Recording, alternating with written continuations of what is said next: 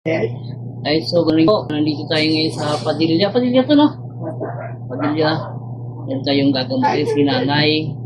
Kasi masakit ang kanyang oras po nasa hospital. Kaya sabi ko, iparabas niyo muna para magamot. Ito po, subukan natin si nanay ha. Kasi may umikot daw sa tiyan niya.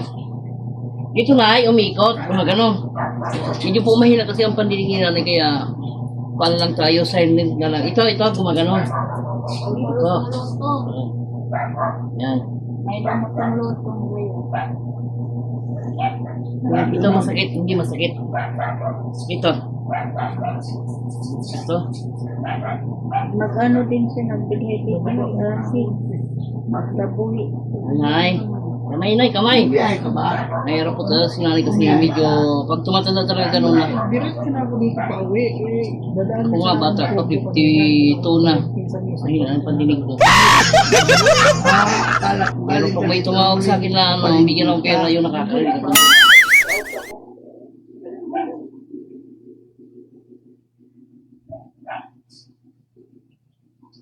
Okay naman po. Ang sakit niya ito kabuhi. Kaya nga. Kabuhi. Ayusin natin na yung plaster ng kabuhi mo ha. Kaya, kalingan siya yung acid Oh, umaakit. kabuhi ito, Nay. Nay, kabuhi. Opo. Ayusin natin ha. Malakas na siya, malakas yung ayusin natin. Ito muna ayusin ko. Ay, mamaya. Mamaya, Nay. Mamaya. Mamaya po. Bari po ang sakit ni nanay kabuhi. Sa Bisaya yan. Pag Tagalog naman lamig. Kaya dito makakain si nanay ng maayos kasi kargado ng lamig ang sitmono ito. Nagsuka-suka kasi yan palagi yan. Ganun po talaga tayo ang kali ang kabuhi. Laging bloated ang tiyan. Ang man sa kabuhi. Oo, tatlong kwarto lang. Ito na yung masakit na masakit. Ito masakit. Kurang pa. Sige.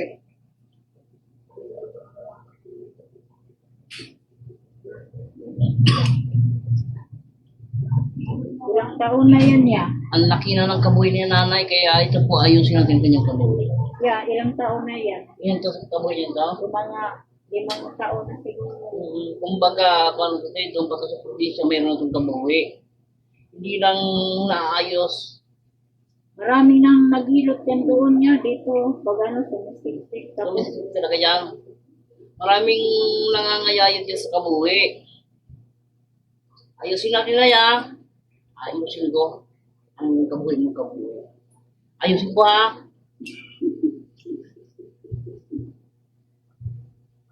tapos sa panay sa suka ya. Pag kumain sa kunti, tapos yung may acid na, dito din niya, ano, may bumabara daw. Tawag niya acid reflux.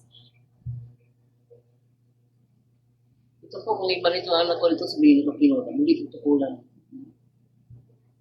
Mataas ang kuha niya, ang uric acid. Doon kita yung doon na higa.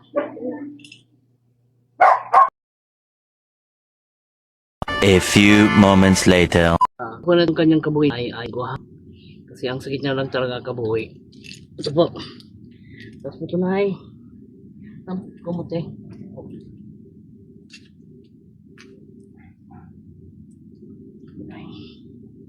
Ano na talaga yung kabuhi niya? Nasa taas na. Ha? Nasa taas na po ang kanyang kabuhi.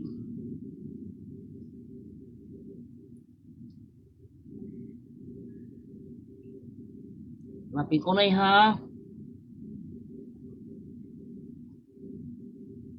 Ya ano yung parang ano ya, ganyan-ganyan sa, Yun yung gamit yung lamig. yung ano, bilog na parang Mm. tumatakbo-takbo.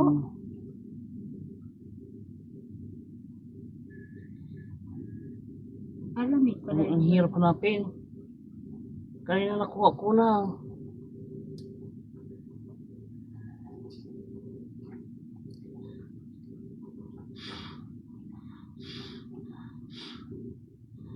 Magkano pati yung Jimmy natin? Daw ng Jimelina. Ito, oh. Baka mo siya, oh. Mahina lang pintig, oh. Din.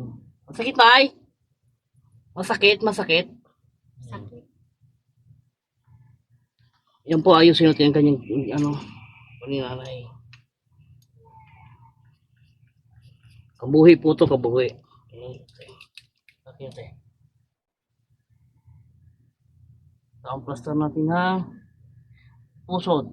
Sa puso ito nanay. Ang date ng puso nanay. Ilan na naghilot siya niya sa tubig sa'yo.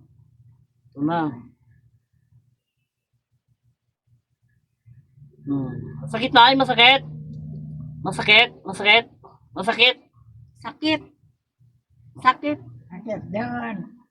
Masakit daw pag idiin. Lang. Sakit sa Bisaya te. Sa bugol. Ang duhon. Nasobra na itong hilot sa probinsya. Oh. Sobraan niya. Dapat tanda lang paghilot ito.